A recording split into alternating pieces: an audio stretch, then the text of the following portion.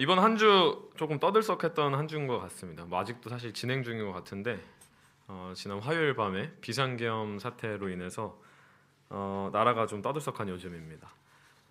뭐 이 비상계엄령이 뭐 옳았는지 틀렸는지를 판단하기에 앞서서 이 소식 자체로 참 많이 어수선한 요즘인 것 같습니다. 뭐 이럴 때일수록 우리 그리스도인들, 우리 교인들은 뭐 조금 더 시야를 넓혀서 말씀을 기억해야 하겠습니다. 우리 마태복음 24장 말씀에도 나와 있듯이 난리와 난리 소문을 들을 것이라고 하셨습니다. 이제 정말 많은 소문들이 있고 난리들이 일어나고 있는데 이럴 때일수록 뭐 하나님의 더욱 크신 주권을 생각하는 우리가 되길 소망합니다. 영감의 글에 이런 글이 있어서 한번 소개해드리겠습니다. 세계는 통치자가 없는 것이 아니다. 다가오는 사건들의 프로그램은 주님의 손에 쥐어져 있다. 하늘의 대왕께서는 당신의 교회에 대한 관심은 물론이요 나라들의 운명을 친히 책임지고 계신다. 우리는 하나님을 신뢰하고 그분을 믿고 앞으로 전진할 필요가 있다. 이 말씀을 좀 더 기억해야 되는 요즘이 아닌가 생각합니다. 뭐 마지막 말씀처럼 우리가 믿고 앞으로 전진할 필요가 있다 하는 것처럼 어떤 소식들 때문에 난리와 난리 소문 때문에 우리가 정체하지 않고 우리의 맡은 바 임무를 잘 수행해 나가는 그리스도인들이 되길 소망합니다. 소문을 이야기하니까 소문으로 한번 말씀을 열어보고 싶습니다. 성경에서도 한 소문을 들은 한 사람이 있었습니다. 이 엘리야라는 사람인데요. 이 이야기는 아마 익히 들으셨을 수도 있을 거라 생각합니다. 구약에서 여러 선지자들이 등장하지만 아주 위대하고 유명하고 차등을 나눌 수는 없겠지만 더욱더 하나님의 충실한 종으로 일한 것만 같은 그런 큰 선지자가 이 바로 엘리야라는 선지자였습니다. 그런데 이 엘리야도 한 가지 소문, 한 가지 소식을 듣고 일생일대의 큰 실수를 하게 됩니다. 하나님의 종이었던 이 엘리야는 3년 동안 비를 안 오게 하기도 하고 하늘에서 불을 내리는 등 정말 말도 안 되는 큰 이적들을 행했어요. 자, 그런데 한 소식을 듣고 나서 낙심합니다. 지금 이 사진은 낙심한 후의 장면을 어떤 이제 화가가 묘사한 장면인데요. AI 그림이 아닙니다. 이 표정이 잘 보이실지 모르겠어요. 근데 이 자세만 봐도 참 뭔가 낙담된 자세고 낙심하고 있는 그런 상태인 것을 알 수 있습니다. 어떤 소식이었을까요? 어떤 소식을 듣고 이 사람이 큰 실수를 했고 하나님의 명령을 등한시했고 도망을 치게 됐는지 한번 보겠습니다. 그 당시 왕의 부인 아합의 부인이었던 이세벨이라는 그 사람이 이러한 소식을 본인의 그 사신을 통해서 엘리야에게 전달합니다. 내가 내일 이맘때는 반드시 내 생명을 저 사람들 중 한 사람의 생명과 같게 하리라. 그렇게 하지 아니하면 신들이 내게 벌 위에 벌을 내림이 마땅하니라고 이야기를 했습니다. 여기서 저 사람들이 혹시 누군지 추측이 가실까요? 여기서 이 저 사람들은 짐작하시다시피 엘리야가 큰 이적을 베푸면서 이방신을 섬기던 그 사제들을 이야기합니다. 엘리야의 그 큰 사건으로 인해서 그 사제들이 죽임을 당했어요. 근데 이제 이세벨이 그 사건을 보면서 너도 반드시 죽게 할 것이다. 이런 소식을 엘리야에게 전했던 것입니다. 쉽게 말하자면은 이렇게 이야기한 것입니다. 내일 이맘때쯤에 당신 목숨은 없을 것입니다. 그리고 이 소식을 듣고 안타깝게도 엘리야는 무서워서 도망을 치게 됩니다. 한번 상상해 보시길 바랍니다. 지금 이 시간에 갑자기 전화가 와서 여러분들에게 뭐 익명의 전화겠죠? 전화가 와서 이런 소식을 들었다가 한번 생각을 해볼게요. 내일 이맘때쯤에 당신 목숨은 없을 것입니다. 아마 처음에는 장난 전화로 여길지도 모르겠어요. 스팸 전화인가 보다. 그런데 목숨에 관한 것이기 때문에 설마 하는 마음이 드실 것입니다. 그리고 지금이 약 7시 40분인데 내일 7시 40분쯤이 되기를 마음속으로는 간절히 간절히가 아니죠. 조마조마 기다리고 있을지도 모르겠습니다. 엘리야의 상황을 통해서 우리의 목숨이 위험받는 상황을 이제 한번 가정을 해봤습니다. 여러분 혹시 어떤 소식이나 소문이나 어떤 사실, 어떤 정보, 뉴스를 통해서 보는 이야기들, 여러 가지 정보들이 우리에게 들려옵니다. 이런 소식들을 들으면은 어떠신가요? 우리가 어떻게 하게 되죠? 어떤 소식을 들었을 때 기본적으로 무반응이든 어떤 반응이든 우리는 반응을 하게 됩니다. 무관심할 수도 있고요. 어떤 감정을 느낄 수도 있고요. 만약에 재난 문자 같은 조금 위급한 문자면은, 어떤 소식이면은 바로 몸을 움직여야 할 때도 있습니다. 우리가 살면서 정말 많은 소식들, 소문들, 그리고 어떤 정보들, 사실들을 들으면서 살아갑니다. 잠시 학창 시절 때로 돌아가 보겠습니다. 학교 다니실 때 가장 재밌는 소식이 뭐였죠? 지금 아이들도 아마 공감을 할 수 있을 것 같은데요. 제가 한번 여러 가지 예를 들어보겠습니다. 이런 소식을 제가 들었던 적도 있습니다. 그 목사님 사실 가발이래. 이거 실화입니다. 제가 누군지 말씀은 못 드리지만 아니면은 이런 얘기도 있었습니다. 몇 반 누구랑 사귄대. 누구누구 싸웠대. 우리가 성인이 돼서는 누구누구 이혼한대. 누구누구 결혼한대. 누구 돌아가셨대. 누구 집에 아이가 태어났대. 정말 여러 가지 소식을 우리가 접하면서 삽니다. 그리고 이에 대한 우리가 반응을 하게 되죠. 선생님의 머리가 가발인지 아닌지를 직접 확인할 수도 있고요. 어떤 친구의 결혼식 소식을 들었을 때 결혼식에 참여해야겠다. 갈 수도 있습니다. 만약에 가까운 친구가 아니라면은 축의금만 보내든지 참여를 안 할 수도 있습니다. 수많은 소식과 이야기들, 소문들을 우리가 접하지만 우리의 마음을 끄는 것들만 우리를 움직이게 합니다. 재미있게 느끼는 과목에서는 우리가 학생 때는 아마 안 좋으셨을 거예요. 혹은 내가 좋아하는 선생님의 과목이면은 졸음이 오지 않습니다. 그런데 재미가 없거나 관심이 없고 흥미가 없으면은 졸게 되고 무반응을 하게 됩니다. 지금 한 가지 이제 이야기를 한번 들려드릴 텐데 어떤 반응을 보이실지 모르겠어요. 온 백성에게 미칠 큰 기쁨의 좋은 소식을 너희에게 전하노라. 오늘 다윗의 동네에 너희를 위하여 구주가 나셨으니 곧 그리스도 주시니라. 이 소식을 들으셨을 때 어떠신가요? 정말 엄청난 소식 아닌가요? 우리가 유대인이 아니더라도 우리를 죄에서부터 구원해 주시겠다는 그분이 정말 기다리던 분. 우리 영감의 글에서는 뭐라고 표현하죠? 시대의 소망입니다. 모든 시대가 소망하고 염원했던 그분이 태어났다는 소식이었습니다. 친구 결혼식보다 좋은 소식인가요? 아니면은 학창 시절에 어떤 가십거리, 어떤 소문들보다도 좋은 소식인가요?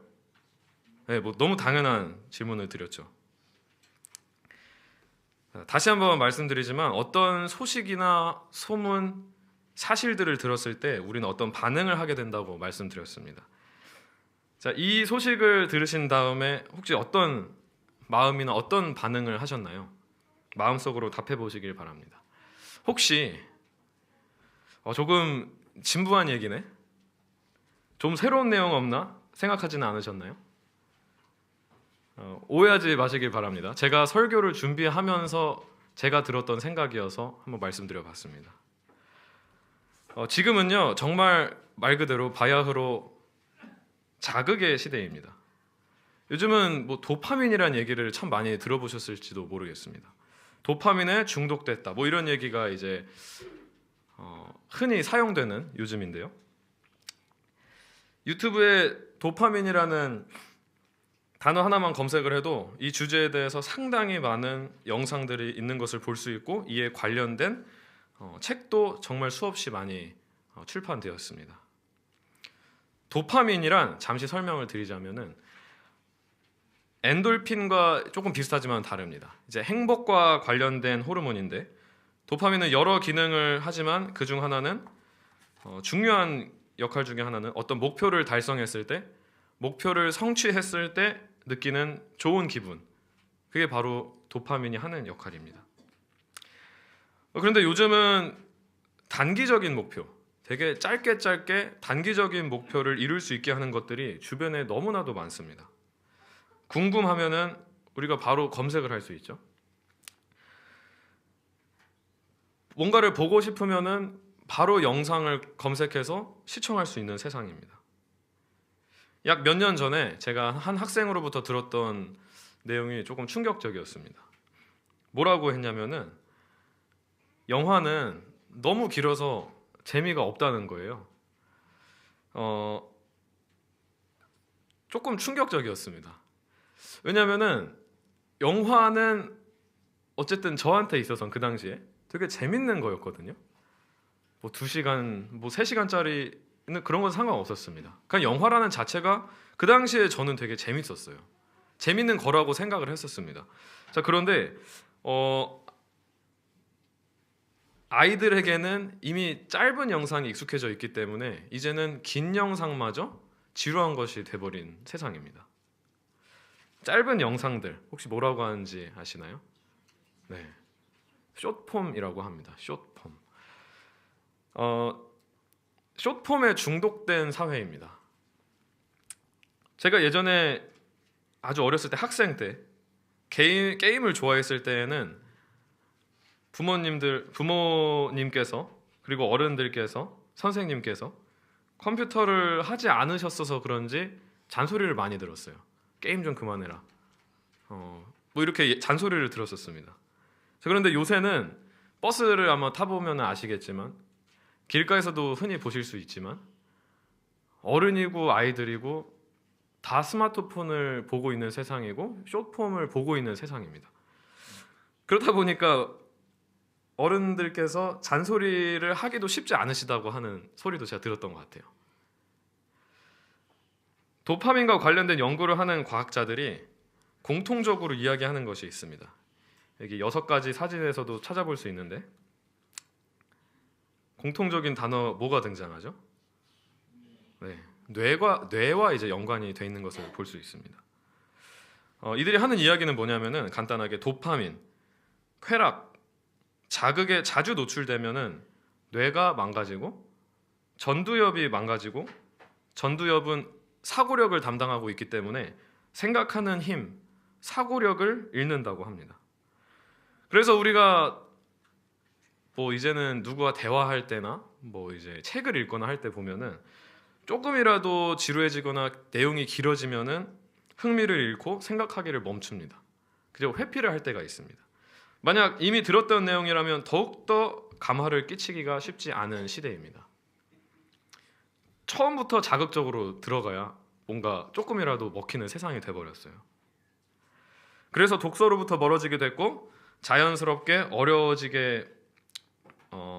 독서를 하는 게 어려워지게 됐고 많은 사고력을 필요로 하는 일반 책과는 다른 성경책을 멀리하게 됐습니다. 여러분, 솔직하게 한번 여쭤보겠습니다. 성경 재밌으신가요? 마음속으로만 답해 주셔도 됩니다. 성경은 이 세상 책과는 다른 책입니다. 우리와는 다른 고차원의 존재로부터 우리가 받은 책이기 때문에 우리가 쉽게 이해할 수 있는 책이라고 생각할 수가 없습니다. 당연히 우리가 더욱 생각을 해야 이해를 그나마 할 수 있는 책이고 하나님을 계시해 주신 책이기 때문에 조금 더 노력이 필요하고 우리의 깊은 생각을 요구합니다. 그리고 경험을 하게 하는 책입니다. 쇼폼처럼 눈앞에 떠먹여준다고 바로 받아먹을 수 있는 그런 책이 아닌 것입니다.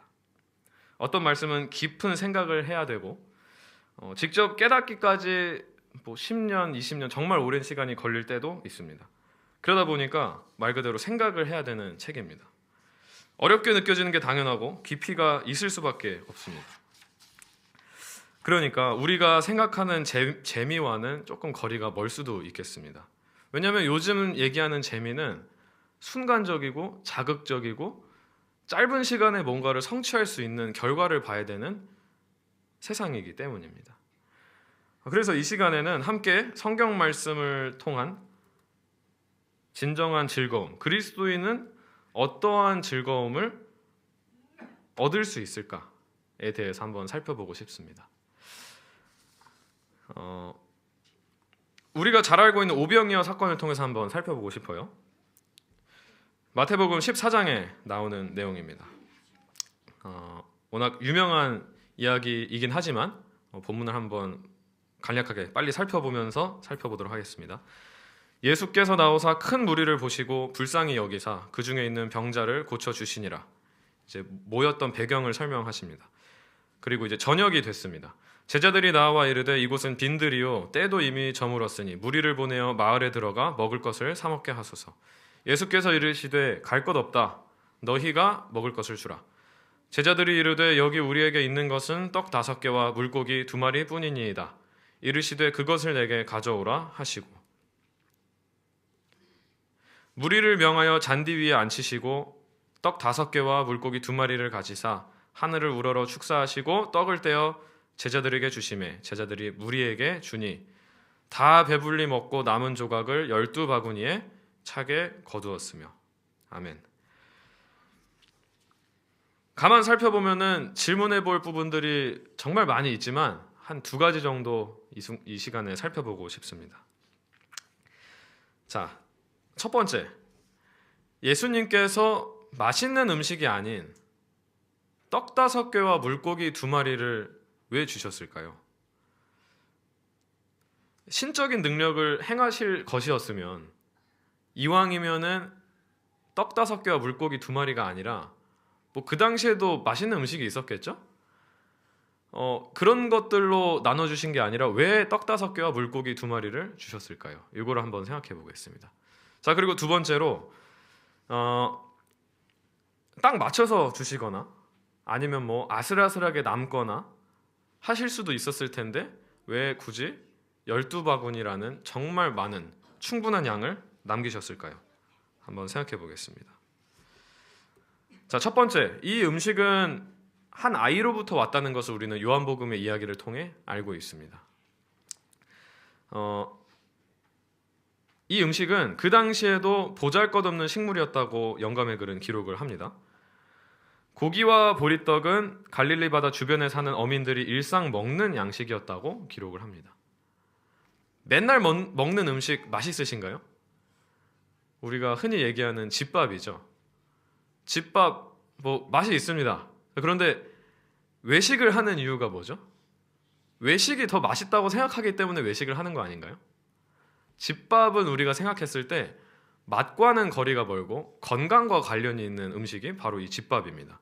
근데 이 보리떡 5개와 물고기 2마리가 그런 음식이었다고 기록을 하고 있어요. 이어서 그리스도께서는 사람들 앞에 진수성찬을 차리실 수도 있었다. 그러나 단지 식욕을 만족시키기 위하여 차린 식물은 그들에게 유익한 교훈을 주지 못할 것이었다라고 기록을 하고 있습니다. 자, 이어서 예수께서는 아주 중요한 부분입니다. 쾌락에 대한 욕망을 만족시킴으로써 백성들을 당신께 이끌고자 하지 않으셨다라고 기록하고 있습니다.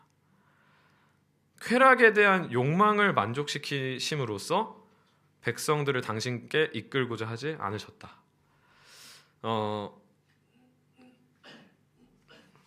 성경 말씀 자극적이지 않은 이유가 여기에 있습니다. 우리에게 쾌락을 선사해주기 위한 책이 아니라 우리에게 생명을 주기 위한 책이기 때문에 성경은 자극적이거나 쾌락에 대한 욕망을 만족시켜주지 않는 책인 것입니다. 이어서 우리가 눈으로 읽어보시면은 더욱더 우리에게 주어진 말씀의 소중한 부분들을 살펴볼 수 있습니다. 식사는 수수하고 심지어 빈약할지도 모른다. 창세기 1장 1절, 요한복음 3장 16절, 요한일서 4장 8절, 우리가 많이 아는 그런 진부한 말씀들, 흔히 얘기하는 너무 자주 들었던 말씀들이 가끔은 우리 마음에 아무런 감동을 안 줄 수도 있습니다. 빈약할 수도 있고 너무 수수하게 느껴질 수도 있지만 그것만이 우리에게 진정한 생명을 갖다 준다는 것입니다. 자, 두 번째 질문입니다. 왜 12바구니나 남기셨나? 자, 두 가지 교훈이 있다고 영감의 글은 기록합니다. 자, 이중적이었다. 첫 번째, 아무것도 낭비해서는 안 된다. 우리는 현세의 이익을 하나라도 잃어버려서는 안 된다. 인간에게 유익할 것이라면 어떤 것이라도 소홀히 하지 않도록 하라. 자, 첫 번째 교훈은 뭐죠? 우리의 실제적인, 현실적인 문제를 다루고 있습니다. 그러니까 우리 음식 남기면 될까요? 네. 그런 교훈을 하나 얘기해주고 있고, 자, 두 번째로 잔치에 참여한 자들은 또한 하늘에서 내려온 떡을 남에게 주어서 심령의 굶주림을 채워주어야 할 것이었다 라고 이야기합니다. 자, 그러니까 현실적인 교훈과 영적인 교훈, 두 가지 이중적인 교훈을 이 이야기를 통해서 알 수 있다고 기록을 하고 있습니다. 이 5천 명을 먹이신 이야기를 통해서 두 가지의 질문에 대한 교훈을 한번 살펴봤습니다. 이 두 가지 교훈을 공통적으로 말씀드리자면은 특히 요즘 시대 우리 사회에 물든 인내심 없고 조급한 정신, 뭔가 이 장기적인 것들을 생각하지 않고 뭔가 인내를 요구하는 그런 정신이 아닌 순간적이고 자극적인 것들을 추구하는 이러한 세상의 모습을 견책하고 있습니다. 성경에서도 이제 말세를 표현하면서 디모데후서 3장에서 말씀하십니다.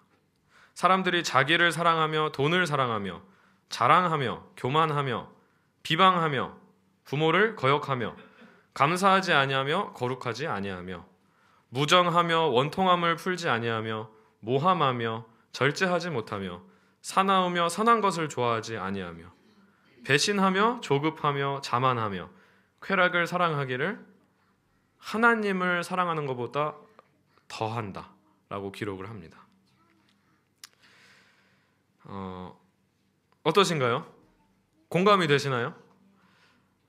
이 부분에 특별히 더 와닿는 부분이 있으실 테지만 오늘 드리고자 하는 말씀에서는 이 노란색으로 표시된 이 세 가지 부분을 주목해서 보고 싶습니다. 절제하지 못하고 조급하고 쾌락을 사랑한다. 전부 다 자극과 관련이 되어 있습니다. 뭔가 내 마음을 요동케 하지 않는 것들이라면은 견디지 못하는 세상입니다. 영감의 글에서 또 기록합니다. 지적, 도덕적 취미가 지나치게 긴장되고 자극적으로 꾸며낸 이야기 때문에 옳은 길에서 벗어나서 정신을 집중하는데 마음이 내키지 않는다면 이 습관을 이기기 위하여 싸워야 한다. 정신을 집중하는데 마음이 내키지 않게 하는 습관들, 바로 우리의 전두엽, 사고력, 우리의 뇌를 망가뜨리게 하는 것들이라고 우리가 생각해 볼 수 있겠죠? 항상 긴장되고 자극적인 것에 노출이 되면은 정신을 집중할 수가 없는 세상입니다. 또 흥분을 일으키는 이야기의 가마력에 대하여 그대들 자신의 경험에 물어보라. 그대들은 과연 이러한 이야기들을 읽은 다음에 성경을 펴고 생명의 말씀을 재미있게 읽을 수 있는가? 시시한 책들을 읽거나 자극적인 이야기를 듣거나 오락을 쫓는데 몰두하는 사람들의 마음은 그리스도를 깊이 생각하지 않고 그분의 사랑의 충만함 가운데서 기뻐할 수 없다. 어리석은 생각과 시시한 대화 가운데서 즐거움을 발견하는 사람의 마음에는 우로가 없던 길보아 언덕처럼 그리스도의 기쁨이 없다. 정말 우리에게 특별히 이 시대에 쓰디쓴 견책을 주시는 말씀들입니다. 우리가 어떤 소식이나 새로운 뉴스들, 정보들을, 사실들을 접할 때 새로움을 위한 새로움을 바랄 때가 있습니다. 뉴스에서 나오는 기사들도 요즘에는 굉장히 자극적인 제목들로 나옵니다. 쉽게 질리게 되고 더 새로운 자극을 추구하게 되고 더 강한 자극을 추구합니다. 성경의 소식들이나 성경의 내용들, 성경의 이야기들 무료하게 느껴지는 시대입니다. 영감의 글은 자극적인 이야기들을 멀리하라고 이야기하고 있는 것을 우리가 방금 살펴봤습니다. 다시 한번 우리가 오병이어의 교훈을 생각하면서 이 시간에 우리의 마음에 새기길 소망합니다. 하나님의 말씀인 생명의 떡은 각종 양념이 처있지 않습니다. 하나님의 말씀인 생명의 떡은 자극적이지 않은 음식입니다. 그렇지만 우리의 생명을 유지하기에 충분하고 채우고 나서도 더욱더 넘치게 주시는 것이 하나님의 생명의 말씀인 것을 기억하길 바랍니다. 성경에서 이야기하는 놀라운 말씀, 아까 우리가 살펴봤죠? 다시 한 번 더 보겠습니다. 큰 기쁨의 좋은 소식을 너희에게 전하노라. 오늘 다윗의 동네에 너희를 위하여 구주가 나셨으니 곧 그리스도 주시니라. 조금은 다르게 느껴지시나요? 이 세상의 자극적인 소식들, 정말 자극적인 단어 선택과 이야기들로 포장된 소식들, 그런 내용이 아니라 정말 담백하게 하나님의 독생자 예수를 보내신 사실을 담백하게 전해주고 있는 내용입니다. 구주가 나셨으니 곧 그리스도 주시니라. 이 소식이, 이 이야기가 우리 마음에 어떠한 영화만큼이나 드라마만큼이나 어느 설교나 어느 숏폼과 유튜브보다도 더 우리의 마음을 울리기를 간절히 소망합니다. 말씀만이 우리의 토대인 것을 우리가 깨닫게 되길 소망합니다. 혹시 자극의 늪에 있더라도 이 말씀을 통해서 우리를 구원하실 분이 있다는 것을 기억하고 세상의 쾌락으로부터도 우리를 구원해 주실 것을 믿게 되기를 또한 소망합니다. 우리가 기도하고 바란다면은 우리의 패러다임을 바꿔주실 것입니다. 서두의 이야기로 한번 돌아가 보겠습니다. 이 사진을 자세히 살펴보시면은 우리는 그리스도인의 즐거움에 대한 것도 또한 진정으로 어떤 것인지 묵상해 볼 수 있습니다. 다시 한번 여쭤보겠습니다. 어떤 감정이 느껴지시나요? 슬픔, 낙담, 공허함, 덧없음, 여러 가지 것들을 느끼고 있는 듯한 그런 자세와 표정입니다. 기쁨은 찾아볼 수 없는 것 같아요.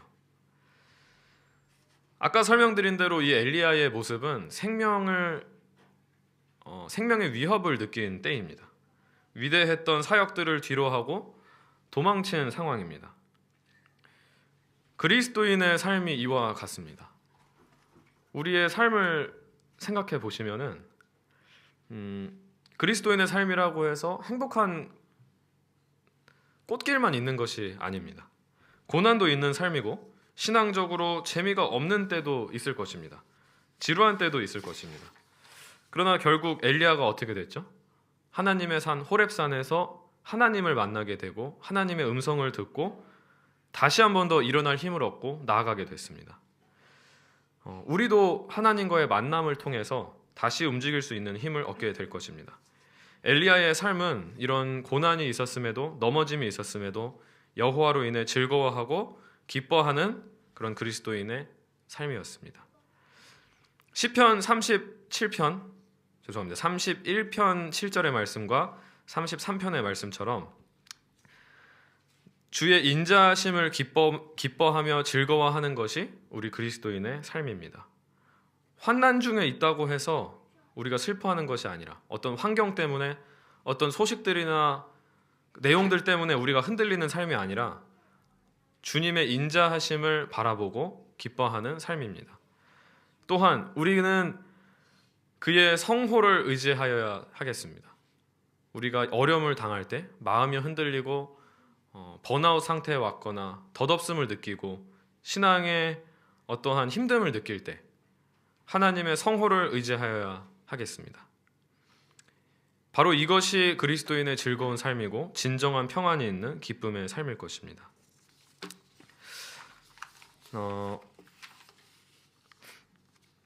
요한복음 14장 27절에 보시면은 나의 평안은 너희에게 주노라. 내가 너희에게 주는 것은 세상이 주는 것과 같지 아니하다고 말씀하셨습니다.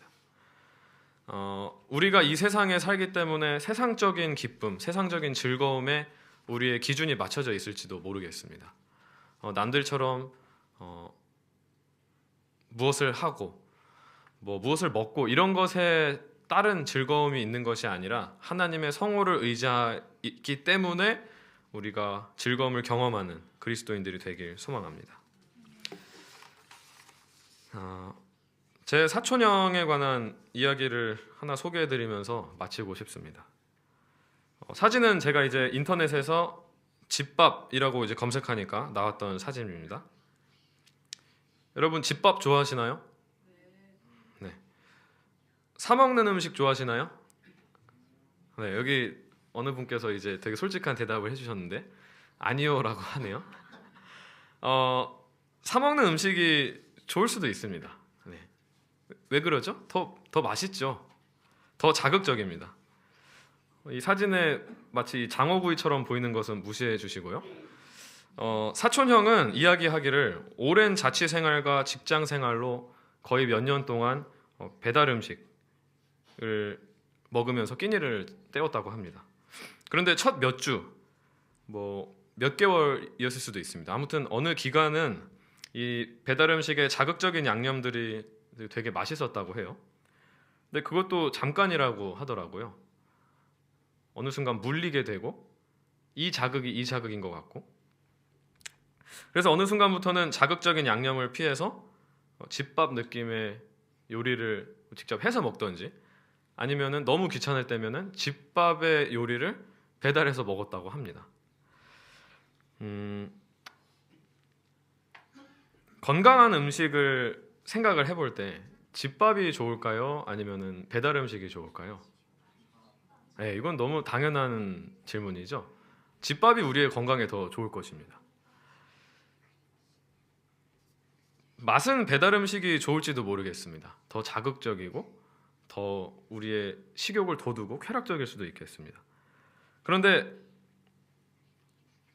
어떤 어른들께서는 이런 말씀도 하시더라고요. 나는 음식을 머리로 먹는다. 그 정도로 이제 건강에 좋은 음식을 깨닫게 됐을 때 건강에 좋은 음식들이 더 맛있게 느껴진다는 표현으로 그 말씀을 하신 적이 있었습니다. 성경 말씀은 집밥과도 같습니다.